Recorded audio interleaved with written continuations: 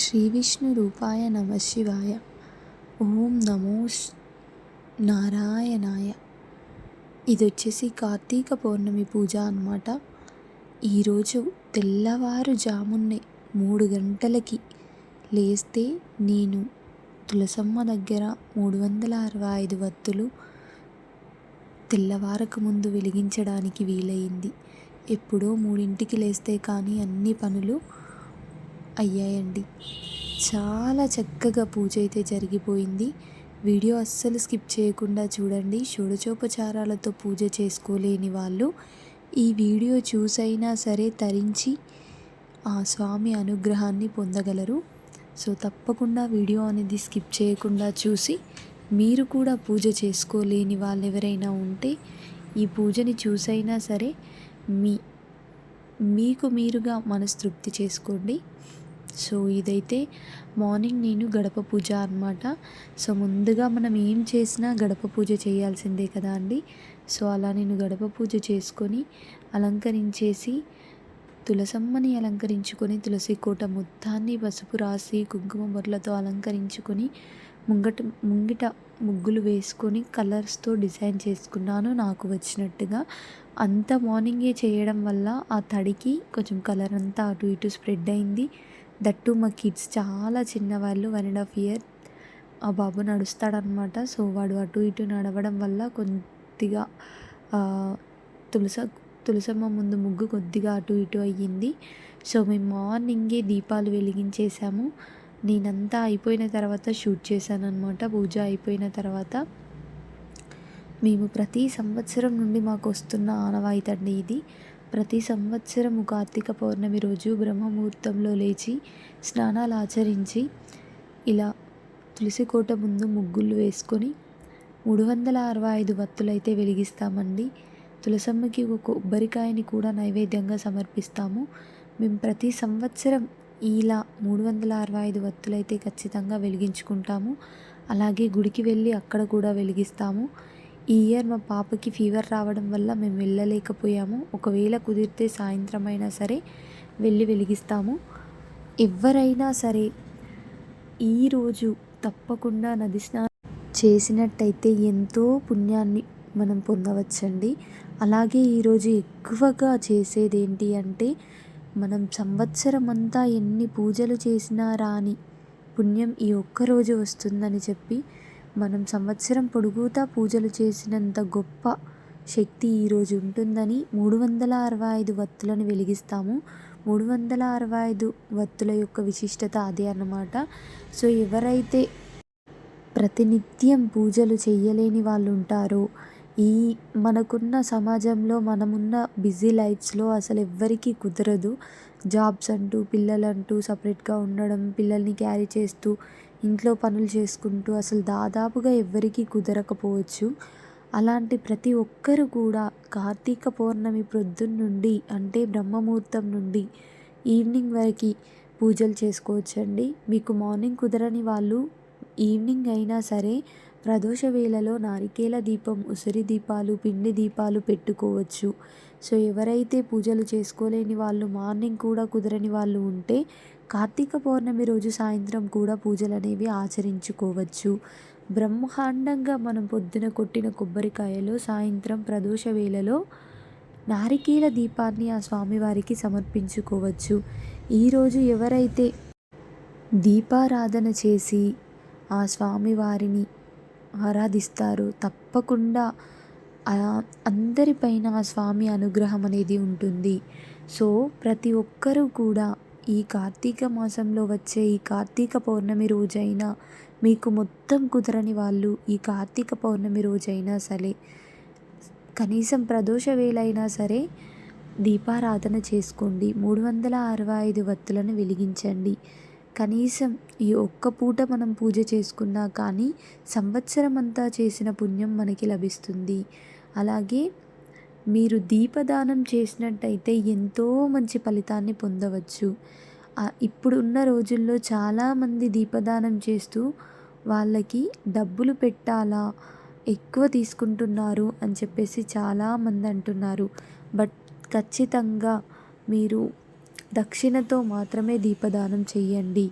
ఎందుకంటే దీపదానం చేసిన తర్వాత బ్రాహ్మణులు చాలా మళ్ళీ వాటికి ఏమంటారు, అది దీపదానం తీసుకున్నందుకు వాళ్ళు చాలా కష్టపడి మళ్ళీ అన్నీ పూజలు అవి చేసుకోవాల్సి ఉంటుంది. సో అందుకోసమనే తప్పకుండా దీపదానం చేసేటప్పుడు ప్రదక్షిణ ఇస్తూ దీపదానం చెయ్యండి. ఎంతో ఫలితాన్ని ఇస్తుందండి దీపదానం. ఈరోజు ముఖ్యంగా మనం పూజించుకునేది శివకేశవులని. సో నేను కూడా ఈరోజు షోడచోపచారాలతో శివకేశవుల పూజ అయితే చేసుకున్నాను. వీడియో అయితే అస్సలు స్కిప్ చేయకుండా చూడండి. ఎంతో అద్భుతంగా పూజ అయితే జరిగిపోయింది. చూడడానికి మీ 2 కళ్ళు సరిపోవన్నట్టుగా చేసుకున్నాను. ఉన్న దాంట్లోనే చేసుకున్నానండి. ఏం ఆడంబరాలు ఉండవు. మనకున్న దాంట్లోనే బ్రహ్మాండంగా ఒక దగ్గర పీట వేసుకొని మన హాల్లో కానీ లేదంటే దేవుడి మందిరంలో అయినా సరే పీటను వేసుకొని ఆ విష్ణుమూర్తిని అలాగే శివపార్వతులని పెట్టుకొని పుట్టమన్నుతో శివలింగం చేసుకొని మంచిగా షోడశోపచారాలతో పూజ అయితే ప్రారంభించుకున్నానండి. చాలా చక్కగా పూజ అయితే జరిగిపోయింది. ఈరోజు ఎవరైతే షోడశోపచారాలతో ఆ శివకేశవులని ప్రార్థిస్తారో లేదా ఆ స్వామి పూజ జరుగుతున్న షోడశోపచారాలతో జరుగుతున్న పూజని వీక్షిస్తారు, తప్పకుండా ఆ స్వామివారి అనుగ్రహం అనేది అందరిపైన ఉంటుందండి. సో తప్పకుండా ఈ వీడియో స్కిప్ చేయకుండా చూడండి. ఎండ్ వరకు పూజ అంతా కూడా చాలా బ్రహ్మాండంగా జరిగిపోయిందండి. సో ముందుగా మనం స్వామివారిని సింహాసనం పైన కూర్చోపెట్టుకొని స్వామివారికి చక్కగా అర్ఘ్యం, స్నానం, పంచామృత స్నానం, అలాగే గంధం, పువ్వులు అన్నీ సమర్పించి వస్త్రం సమర్పించుకొని పూజని ప్రారంభించుకుంటామన్నమాట. సో అలా అన్నీ సమర్పించుకున్న తర్వాత అంగపూజ చేసుకొని దీపధూపాలతో అంగరంగ వైభవంగా స్వామివారికి అయితే పూజ చేసుకోవడం జరిగింది. పూజ అయితే చాలా చక్కగా జరిగిపోయిందండి. సో నేను చేస్తుంటే మా పాప కూడా వచ్చి తను కూడా ఒక్కసారి పూజ అనేది పార్టిసిపేట్ చేసింది. నేనే మళ్ళీ తనని పక్కన కూర్చోబెట్టుకున్నాను. ఎందుకంటే మళ్ళీ అంతా డిస్టర్బ్ అయిపోతుంది కదా అని చెప్పి చూస్తూ ఉండిపోయింది. పాపం తను కూడా చాలా చక్కగా పూజని చూస్తూ కూర్చుండిపోయింది. చాలా చిన్నది మా పాప, 3 years అయినా కూడా అమ్మ నేను వేస్తాను దేవుడికి అంటూ పసుపు కుంకుమలను తీసుకొని ఆ దేవుడికి తను కూడా సమర్పించిందండి. ఎంతో సంతోషంగా అనిపించింది. తను చిన్నదైనా సరే ఈ రోజున నేను పూజ చేసుకుంటే వచ్చి అమ్మ నేను చేస్తాను, నేను వేస్తాను అనడం నాకు ఎంతో ఆనందంగా అనిపించింది. పూజ అయితే చాలా చక్కగా చేసుకున్నామండి. ఆ స్వామివారి అనుగ్రహం అనేది మనందరిపైన ఉండాలని ఆ స్వామివారిని కోరుకున్నాను. సో ఈ షోడశోపచారాలతో పూజ మనం సాయంత్రం కూడా చేసుకోవచ్చు, ప్రదోష వేళలో కూడా. మార్నింగ్ ఎవరైనా వీలు కాని వాళ్ళు ఉంటే ప్రదోష వేళలో కూడా స్వామివారిని పూజించుకోవచ్చండి. నేను మళ్ళీ సాయంత్రం కూడా మళ్ళీ షోడశోపచారాలతో పూజ అయితే చేసుకుంటానండి. నాకు వచ్చినట్టుగా నేను నాకున్న దాంట్లో ఆడంబరాలకైతే పోకుండా ఉన్న వాటితో పూజ అయితే చాలా చక్కగా చేసుకున్నానండి. నేను ఎప్పుడైనా సరే ప్రశాంతంగా పూజని పూర్తి చేసుకుంటాను. ఆడంబరాలకైతే వెళ్ళి నన్ను నేను బాధ పెట్టుకోను, అలాగే ఇంట్లో వాళ్ళని బాధ పెట్టను. అలా చక్కగా పూజ అయితే చేసుకుంటాను. నాకు వచ్చినట్టుగా మనస్తృప్తిగా నిండు భక్తితో పూజ అయితే ఆచరించుకుంటాను. ఎవరైనా సరే ఈరోజు టెంపుల్కి వెళ్ళి దీపదానం చేయడానికి ప్రయత్నించండి. అలాగే చాలా రష్ ఉంటుంది కాబట్టి ఖచ్చితంగా దర్శనం చేసుకోవాలని మాత్రం ప్రయత్నించవద్దు. ఎక్కువ మంది ఉన్నచో బయట నుండి దేవుడిని దర్శించుకొనైనా సరే మనం రావచ్చండి. ఖచ్చితంగా దేవుడిని చూసే వస్తాము అనే పట్టింపులకి పోకండి. జాగ్రత్తగా పూజ చేసుకోండి. మనం ఎక్కడుండి చేసినా పూజే అండి. ఇంట్లో ఉండి బ్రహ్మాండంగా మనస్ఫూర్తిగా పూజ ఆచరించినట్టయితే ఆ స్వామివారి అనుగ్రహం అనేది తప్పకుండా మనపైన ఉంటుంది. గుడికి వెళ్తేనే వస్తుందా అని కాదు, వెళ్ళి పూజారికి దీపదానం చేసి రండి. అలాగే ప్రదోష వేళలో వాటర్ని ఒక తాంబూలంలో తీసుకొని ఆమె గంగ వాటర్ ఇంట్లో ఏమైనా ఉంటే అవి కొద్దిగా కలుపుకొని అందులో దీపాలను వదలండి. ప్రదోష వేళలో అయినా సరే బ్రహ్మముహూర్తంలో అయినా సరే వదలొచ్చండి. ఈరోజు ఇలా పూజలు చెయ్యలేని వాళ్ళు కార్తీక మాసంలో వచ్చే సోమవారం, శుక్రవారం ఈ పూజలని ఆచరించుకోవచ్చు. అప్పుడు కూడా కుదరని వాళ్ళు పోలిపాడ్యమి రోజు ఆచరించుకోండి. అంతేకాని అసంతృప్తి పడకండి, బాధపడకండి. చెయ్యలేని వాళ్ళు పూజను చూసైనా సరే తృప్తి పడండి.